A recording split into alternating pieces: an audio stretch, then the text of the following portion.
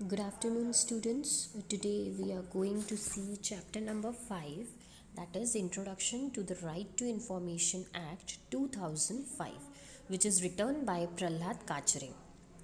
आज हम unit number 5 देखेंगे हमारे सिलेबस में का, जो कि है introduction to the right to information act, जो कि लिखा गया है प्रहलाद काचरे के द्वारा। प्रहलाद काचरे के बारे में मैंने ऑलरेडी आपको क्लास में बता दिया था। इससे रिलेटेड जो रहेगा वो मैं आपको और अपलोड कर दूंगी। तो आज हम लोग ये यूनिट का जो हमारा पोर्शन पेंडिंग था वो हम कवर करते हैं। तो लास्ट लेक्चर में मैंने कवरेज तक आपको कवर कर दिया था। आज हम ऑब्लिगेशंस ऑफ पब्लिक अथॉरिटीज़ देखेंगे। ऑब्लिगेशंस का मतलब होता है कर्तव्य। तो अब हम स्टार्ट करते हैं। The Act also lays great emphasis on proactive disclosure so as to minimize the queries or request for access to information. इस एक्ट में हम देखते हैं कि इसका ज़्यादा से ज़्यादा एम्फेसिस होता है प्रोएक्टिव डिस्क्लोजर। इसे बोला जाता है स्वयं प्रेरित प्रकटीकरण, जिसमें कि जो हमारी इन्फॉर्मेशन होती है या हमें जो क्वेरीज़ होती है और हमें जो इन्फॉर्मेशन चाहिए होती है पब्लिक अथॉरिटी से, वो हम पहले ही प्रोवाइड कर देते हैं। इसीलिए कहा गया है proactive disclosure means publishing and providing maximum information suo motu that is without citizens seeking और डिमांडिंग इट। मतलब सिटीजन्स के डिमांड के पहले ही उन्हें पूरी इन्फॉर्मेशन प्रोवाइड कर दी जाए, उसे पब्लिश कर दिया जाए, ताकि सिटीजन्स को वो पहले ही इंफॉर्मेशन अवेलेबल हो जाए।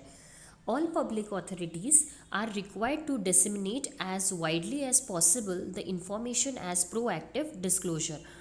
इसका मतलब होता है इस लाइन का कि ऑथोरिटीज़ क्या करती है, पहले ही सारी इन्फॉर्मेशन दे देती है, और इसी चीज़ को बोला जाता है प्रोएक्टिव डिस्क्लोजर। डिस्क्लोजर करना मतलब डिस्क्लोज करना इन्फॉर्मेशन को, और प्रोएक्टिव मतलब स्वयं पहले से ही और इन्फॉर्मेशन को प्रोवाइड कर देना।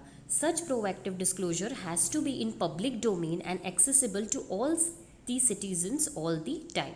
और ये जो प्रोएक्टिव डिस्क्लोजर इन्फॉर्मेशन है ये पब्लिक डोमेन पे होनी चाहिए, और इसे पूरे सिटीजन्स कभी भी कहीं भी एक्सेस कर सके, इसे देख सके।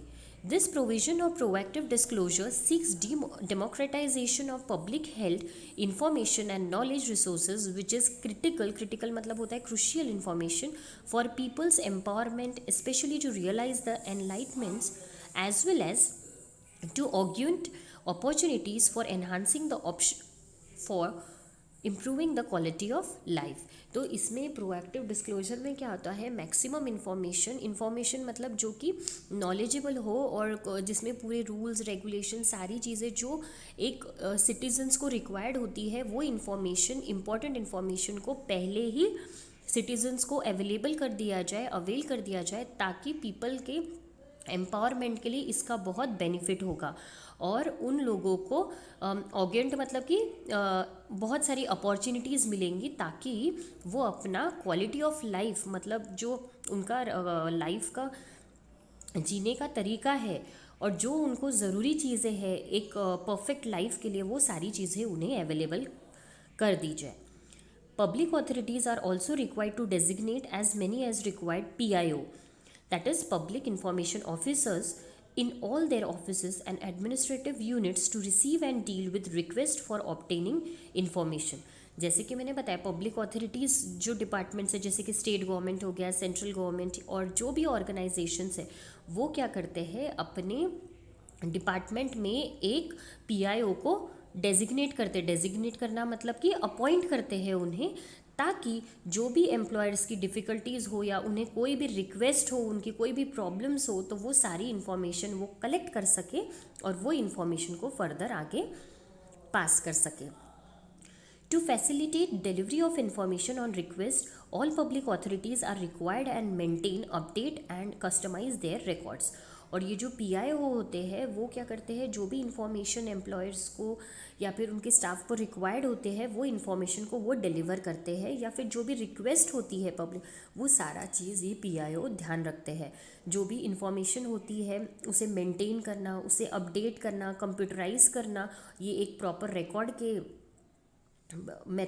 रिकॉर्ड के माध्यम से ये पूरा डेटा स्टोर करके रखते हैं। और जब कभी उन्हें कोई रिक्वेस्ट आती है तो वो उसे प्रोवाइड करते हैं। तो यहाँ तक क्लियर है। अब हम देखते हैं प्रोसेस एंड प्रोसीजर। प्रोसेस का मतलब होता है प्रक्रिया एंड प्रोसीजर का मतलब होता है कार्य पद्धति। मैंने आपके लिए हिंदी में लिखा है ताकि आप समझ सके। अब देखिए, information means any material in any form. Information क्या होती है? कोई भी चीज़ हो सकती है। मटेरियल, कोई भी मटेरियल हो सकता है। और इन्फॉर्मेशन क्या होता है? हमारा प्रॉपर डेटा होता है। और डेटा मतलब क्या होता है? सिंपल डेटा वो होता है हमारा रॉ डेटा। ठीक है, तो इन्फॉर्मेशन मतलब कि एक प्रॉपर सॉर्टेड फॉर्म का डेटा होगा हमारे पास। अब देखिए डेटा क्या क्या रहते हैं हमारे पास। It includes records, documents, memos, emails, opinions, advices, press releases, circulars, orders, log books, contracts, reports, papers, samples, models, data material held in any electronic form. और ये सारी इन्फॉर्मेशन जो है हमारे पास अवेलेबल होती है। किस फॉर्म में होती है? रिकॉर्डेड डॉक्यूमेंट्स, जितने भी ये दिए गए इन सब ऑप्शंस में हमारे पास इंफॉर्मेशन को हम स्टोर करते हैं एज एन इलेक्ट्रॉनिक फॉर्म में। It also includes information relating to any private body which can be accessible by the public authority under any law for the time being in force. तो इसमें ये बोला जा रहा है इस लाइन में कि ऐसी इन्फॉर्मेशन को भी हम कलेक्ट करते हैं जो कि प्राइवेट बॉडी की इन्फॉर्मेशन होती है। मतलब जो प्राइवेट फर्म्स होती है उसकी इन्फॉर्मेशन भी हम स्टोर करके रखते हैं ताकि हम उसे एक्सेस कर सके। जो पब्लिक ऑथोरिटीज़ होती है जैसे कि स्टेट गवर्नमेंट, सेंट्रल गवर्नमेंट, जो ऑथोरिटीज़ होती है वो लोग ये प्राइवेट बॉडी की इन्फॉर्मेशन को भी एक्सेस कर सके। ठीक है, अंडर सर्टन लॉ। अब देखिए राइट टू, नेक्स्ट पैराग्राफ में देखेंगे, right to information means the right to information accessible under the RTI act which is held by और under the control of any public authorities and includes the right to inspection of work, documents, record taking notes, extracts or copied files of documents or records, taking certified samples of material, obtaining information in diskettes, floppies, tapes, video cassettes or in any other electronic mode or through printout where such information is stored in a computer or in a any device. और ये जो information होती है, right to information का मतलब ही है कि हम कोई भी इन्फॉर्मेशन पब्लिक अथॉरिटी से ले सकते हैं जो कि वैलिड इन्फॉर्मेशन है। और ये इन्फॉर्मेशन को हम डॉक्यूमेंट्स के ज़रिए, रिकॉर्ड के द्वारा, डिस्क के द्वारा, फ्लॉपीज़ के द्वारा हम लोग इलेक्ट्रॉनिक मोड के द्वारा हम ले सकते हैं। प्लस हम उसकी हार्ड कॉपी जैसे print outs of that information वो सब भी हम लोग ले सकते हैं। तो वही बताया सेकंड पैराग्राफ में कि हम किस फॉर्म में वो डेटा ले सकते हैं पब्लिक ऑथोरिटी से। थर्ड पैराग्राफ में बोल रहे हैं a citizen of India can exercise right to information. मतलब कि, और ये राइट टू इन्फॉर्मेशन किसके लिए अप्लीकेबल है? अ सिटीजन ऑफ इंडिया, जो सिटीजन ऑफ इंडिया है वही ये राइट टू इन्फॉर्मेशन ले सकते हैं, इस एक्ट को यूज़ कर सकते हैं। A person who desires to seek some information from a public authority of a central or of a state government is required to submit an application in English, Hindi or any local language along with a prescribed fee to the concerned public information officer। अब जो information हमें government से या central government, state government, जिनसे भी हमें information चाहिए वो इन्फॉर्मेशन लेने के लिए हमें सबसे पहले अप्लीकेशन करना होगा इंग्लिश, हिंदी या फिर जो भी लोकल लैंग्वेजेस होती है उससे हमें उन्हें एक अप्लीकेशन देना होगा हमें, ये कोई भी लैंग्वेजेस में, और एक प्रिस्क्राइब फ़ी होगी जो कि हमें पब्लिक इंफॉर्मेशन ऑफिसर को देनी होगी। If the applicant belongs to below poverty line category he is not required to pay any fee और cost of information.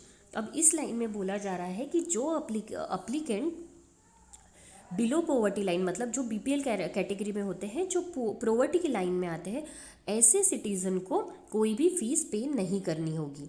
There is no prescribe format of application for seeking information. और ये जो application हम देते हैं PIO को, इसके लिए कोई भी प्रॉपर प्रिस्क्राइब फॉर्मेट नहीं होता है, हम इसे नॉर्मल पेज पे दे सकते हैं। The application can be made on plain paper. Reason for requesting the information or any personal details except those that may be necessary for contacting him। And the application can be made on plain paper और electronically. तो जो जैसे कि मैंने बताया कि इसके लिए कोई फॉर्मेट नहीं है, आप वो अप्लीकेशन को प्लेन पेपर या इलेक्ट्रॉनिक के माध्यम से जैसे कि ईमेल द्वारा भी भेज सकते हैं पीआईओ को। और इसमें जो है आपको जो अपनी पूरी डिटेल्स है, पर्सनल डिटेल्स, वो देने की ज़रूरत नहीं होती है। उतनी ही हमें इन्फॉर्मेशन पीआईओ को प्रोवाइड करनी होती है जिस पे वो हमें इन्फॉर्मेशन का रिप्लाई दे सके, जो इन्फॉर्मेशन हमें नीडेड है। ये पैराग्राफ क्लियर है। अब हम आते हैं नेक्स्ट पैराग्राफ पे। अब हम देखेंगे पीआईओ की ड्यूटीज़ क्या होती है। It is the duty of the public information officer to provide the required information which is available, existing and under his control to the citizens within a prescribed period of 30 days for the normal information and within 48 hours in case of information related to life and liberty after getting necessary prescribed cost of information। अब जो duty बताई गई है PIO, जो public information officer होता है, उसका काम क्या होता है कि जो इन्फॉर्मेशन सिटीज़न ने उनसे रिक्वेस्ट की है वो इन्फॉर्मेशन को वो प्रोवाइड करे, और उसके लिए एक प्रिस्क्राइब टाइम होता है 30 डेज़ का। और अगर कोई इमरजेंसी इन्फॉर्मेशन है, लाइफ एंड डेथ से रिलेटेड कोई इन्फॉर्मेशन अगर चाहिए होती है सिटीजन्स को, तो विद इन 48 आवर्स में एक पर्टिकुलर फीस को पे करके सिटीज़न वो इन्फॉर्मेशन पीआईओ से ले सकते हैं। Mode of payment of application fee and cost of information is also prescribed by appropriate government and content authorities by rules made by them। और जो अमाउंट होती है, जो मोड ऑफ पेमेंट है, वो कैसे देना है और कितना कॉस्ट पे करना है सिटीज़न को ताकि वो इन्फॉर्मेशन गवर्नमेंट से एक्सेस कर सके, उसके लिए भी कुछ रूल्स बनाए गए हैं। Information of the third party held by public authority also can be accessed by following the procedure laid down in this act. Failure to give any response within prescribed period is treated as refusal to give information। अब जो भी citizen है, अगर वो PIO को request करता है कि मुझे इन्फॉर्मेशन चाहिए, अगर वो प्रिस्क्राइब पीरियड 30 डेज़ में अगर नहीं प्रोवाइड कर पाता है इन्फॉर्मेशन, तो उस इन्फॉर्मेशन को रिफ्यूज़ कर दिया जाता है कि वो इन्फॉर्मेशन सिटीजन्स को नहीं मिल पाएगी। तो इसीलिए बोला गया लास्ट लाइन में, failure to give any response within prescribe period is treated as refusal to give information. Next देखेंगे पैराग्राफ में, whenever a public information officer refuses to provide information the applicant must be informed reasons why information cannot be provided. और अगर कभी ऐसा होता है कि PIO refuse कर देता है इन्फॉर्मेशन देने के लिए, तो जो अप्लीकेंट होता है उसे एक प्रॉपर इन्फॉर्म्ड रीज़न देना पड़ेगा पीआईओ के द्वारा कि वो इन्फॉर्मेशन क्यों नहीं दे रहे हैं। Applicant also needs to be informed name and address of first appellate authority and the appeal period so that if the applicant is not satisfied, appeal remedy can be available। और अगर PIO के द्वारा जो information बताई गई है या फिर जो कारण रीज़न दिया गया है इन्फॉर्मेशन को डिस्क्लोज नहीं करने का, अगर कोई अप्लीकेंट इससे सेटिस्फाइड नहीं है तो वो दोबारा से अपील कर सकता है, और उसके अपील के लिए जो है पीआईओ रेमेडी या कोई ना कोई सॉल्यूशंस ज़रूर प्रोवाइड करेगा। तो एक बार अगर आपने रिक्वेस्ट रेज की है, अगर आप उस रिक्वेस्ट से सेटिस्फाइड नहीं है तो आप लोग फिर से अपील कर सकते हैं गवर्नमेंट को। तो वही सब बताया है इस पैराग्राफ में। अब हम आते हैं एग्जेम्पशंस फ्रॉम डिस्क्लोजर। एग्जेम्पशंस मतलब ऐसे कौन सी चीज़ें हैं जो कि हमें नहीं प्रोवाइड की जाएगी आरटीआई एक्ट में। तो अब हम देखते हैं, the right to seek information from a public authority is not absolute. Section 8 and 9 of the Act enumerate the categories of information which are exempt from disclosure। जैसे कि सेक्शन 8 एंड सेक्शन 9 में जो डिटेल्स होती है, जो information होती है, वो सिटीजन्स को प्रोवाइड नहीं करती है, नहीं की जाती है। तो आपको ध्यान रखना है सेक्शन 8 एंड 9 की। At the same time, Schedule 2 of the Act contains the names of the intelligence and security organizations which are exempt from the purview of the Act। The exempted organization, however, have to supply information relating to allegation of corruption and human rights violation। तो इसमें यही बताया गया है कि जो भी information section 8 और 9 के अंडर आती है वो इन्फॉर्मेशन डिस्क्लोज़ नहीं की जाएगी, लेकिन जो इन्फॉर्मेशन जैसे कि करप्शन से रिलेटेड है या ह्यूमन राइट्स वायलेशन से रिलेटेड है, तो ऐसी इंफॉर्मेशन जो है हम सिटीजन्स को प्रोवाइड कर सकते हैं. There is no obligation on public authorities to provide information which is exempt under Section 8 and 9 unless there is overriding public interest in disclosure, and also from the organization, including in the second schedule, except the information related to allegations of corruption and human right violations. तो जो मैंने बताया है कि हमें information जो है section 8 and 9 की वो हमें प्रोवाइड नहीं की जाएगी, लेकिन अगर कोई इंफॉर्मेशन हम एलिगेशंस ऑफ करप्शन से है या ह्यूमन राइट को वायलेशन से रिलेटेड है तो वो सर्टन टर्म्स एंड कंडीशन पे प्रोवाइड की जाएगी अप्लीकेंट को. तो पूरा यही हमें ये पैराग्राफ में पढ़ने मिल रहा है. ठीक है, तो ये हो गया एग्जेम्पशन फ्रॉम डिस्क्लोजर. उसके बाद आता है appeals and complaint. There is provision of first appeal to first appellate authority who is always a higher officer of PIO. जैसे कि मैंने बताया था पिछले पैराग्राफ में कि अगर कोई एप्लीकेंट सेटिस्फाइड नहीं है इंफॉर्मेशन से तो वो दोबारा से अपील कर सकता है, और वो अपील किसे करेगा? Higher officer of PIO. जो PIO से भी हायर ऑफिसर है उसे वो अपील कर सकता है, जिसे बोला जाता है फर्स्ट एपेलाइट अथॉरिटी, जो कि हायर ऑफिसर होगा PIO का. Any citizens who has been refused information, who has not received any response within the prescribed period, or who is not satisfied with the information received can make first appeal within 30 days from the date of such situation. और जब कभी कोई applicant appeal करता है और उसे जो response मिलता है अगर वो प्रॉपर नहीं होता है और वो सेटिस्फाइड नहीं होता है जो इन्फॉर्मेशन उसे दी गई है, तो वो 30 दिन के अंदर 30 डेज के अंदर फिर से अपील कर सकता है. It is expected the first appellate authority shall hear all concerned, including appellant, and inquire into the appeal, and as far as possible see to it that the access to information sought is facilitated through PIO if the request is within the law. जो first appellate authority होती है वो क्या करेगी? जो appeal होती है उसे चेक करेगी, टेस्ट करेगी, और अगर पॉसिबल रहा इंफॉर्मेशन प्रोवाइड करना तो वो PIO से रिक्वेस्ट करके अंडर सर्टन लॉज वो इंफॉर्मेशन प्रोवाइड कराएगी. तो ये हो गया फर्स्ट अपील. अब देखिए, first appeal has to be decided normally within 30 days, and if there is any abnormal situation within 45 days with reason to be written in decision.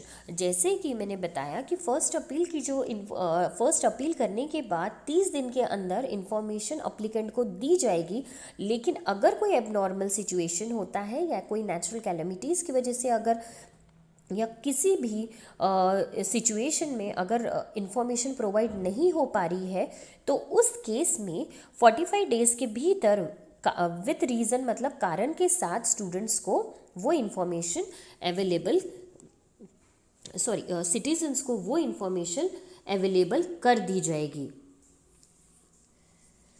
अब हम नेक्स्ट देखेंगे paragraph. If a citizen is not satisfied with the decision of first appeal, there is provision of second appeal to information commission within 90 days. ठीक है, फिर से वो बता रहे हैं कि अगर कोई सिटीज़न है, it is not if a citizen is not satisfied with the decision of first appeal, जैसे कि मैंने बताया कि अगर 30 दिन में 30 दिन के अंदर उसने कोई अपील किया है और उसे सॉल्यूशन दिया गया है, लेकिन अगर वो फिर भी उस अपील से सेटिस्फाइड नहीं है, वो जो सॉल्यूशन या इन्फॉर्मेशन जो उसे प्रोवाइड की है अप्लीकेंट, अगर वो सेटिस्फाइड नहीं है तो उस केस में वो सेकंड अपील कर सकता है इंफॉर्मेशन कमीशन को विदिन 90 डेज. 90 दिन के अंदर वो इंफॉर्मेशन के लिए फिर से अपील कर सकता है सेकंड अपील में. तो हमें ये ध्यान रखना है कि first appeal 30 days and second appeal का जो इंफॉर्मेशन होगा वो उसे 90 डेज़ के भीतर दिया जाएगा. और सेकंड अपील में वो जो इंफॉर्मेशन है वो इंफॉर्मेशन कमीशन के द्वारा दी जाएगी. There is also provision of making complaint to information commission about any issue of non implementation और wrong implementation of RTI act by public authorities. जो कमीशन इंफॉर्मेशन कमीशन होते हैं हम उन्हें डायरेक्टली भी कंप्लेंट कर सकते हैं अगर हमें ऐसा कुछ लगता है कि कोई इश्यू है, रॉन्ग इम्प्लीमेंटेशन ऑफ आरटीआई हो रहा है पब्लिक ऑथोरिटीज़ के द्वारा, तो हम उन्हें डायरेक्टली इंफॉर्मेशन कमीशन को भी कंप्लेंट कर सकते हैं। उसके लिए भी प्रोविज़न बनाया गया है। There is, however, no time limit prescribed for disposal of second appeal or complaint by Information Commission. इस लाइन में बोला जा रहा है कि ऐसा कोई भी टाइम लिमिट नहीं है for disposal of second appeal और कंप्लेंट जो कि हमने इंफॉर्मेशन कमीशन को की है। There are two types of information commission in India, central information commission and state information commission, to receive and decide appeals and complaints against central government public authorities and state government public authorities respectively. तो इस line में ये बताया जा रहा है कि information commission India में दो तरीके से है, एक सेंट्रल इंफॉर्मेशन कमीशन है और एक स्टेट इंफॉर्मेशन कमीशन है, जो कि रिसीव करते हैं इंफॉर्मेशन, डिसाइड करते हैं कंप्लेंट्स को और पब्लिक ऑथोरिटीज़ जो है उन्हें वो इंफॉर्मेशन प्रोवाइड करते हैं। तो वही बताया गया है सेकेंड लास्ट पैराग्राफ में। अब हम आते हैं लास्ट पैराग्राफ में। Information Commission has power to impose penalty of rupees 250 per day not exceeding rupees 25,000 in cases where there is unreasonable delay, refusal to provide or receive application, refusal to provide information or providing false or misleading information, etc. And also there is provision of recommending disciplinary action against defaulting PIO after giving him an opportunity to be heard. तो इस line में ये बोला जा रहा है कि information commission के पास पावर होती है कि वो पीआईओ के ऊपर पेनाल्टी इम्पोज कर सके अगर कोई पीआईओ अनरीजनेबल डिले कर रहा है या फिर कोई इंफॉर्मेशन देने के लिए रिफ्यूज़ कर रहा है अप्लीकेंट्स को। तो ऐसे केस में पीआईओ को 250 रुपीज़ पर डे के हिसाब से पेनाल्टी की जाएगी और ये जो पेनाल्टी होगी 25,000 तक की इसकी लिमिट है। तो लास्ट पैराग्राफ में यही बताया गया है। हम देखेंगे अभी the final paragraph. The provision of the RTI act shall have overriding effect. Some organisation dealing with security and intelligence have been exempted from the purview of RTI act. जैसे कि मैंने पहले भी कहा था कि जो ये आरटीआई एक्ट है ये कभी कभी खुद में एक ओवरराइड इफेक्ट देता है, क्योंकि कुछ ऑर्गेनाइजेशंस ऐसे होती है जैसे कि इंटेलिजेंस ब्यूरो होता है जहाँ पे इन्फॉर्मेशन जो होती है बहुत सेंसिटिव होती है और वो इन्फॉर्मेशन को डिस्क्लोज़ नहीं की जाती है। तो ऐसी इन्फॉर्मेशन जो है आरटीआई एक्ट में हम नहीं ले सकते हैं और इसीलिए उसे एग्जेम्प्ट किया गया है एक्ट में से, जो इन्फॉर्मेशन सेंसिटिव होती है और जो हम पब्लिकली एक्सप्लोज नहीं कर सकते हैं। तो ऐसी इन्फॉर्मेशन को आरटीआई प्रोवाइड नहीं करेगा और ये इंक्लूड नहीं होती है।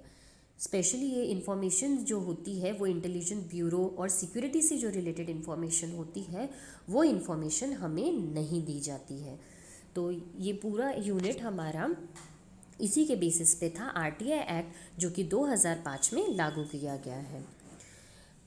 इसकी फुल वीडियो जो है मैं नेक्स्ट लेक्चर में अपलोड कर दूंगी।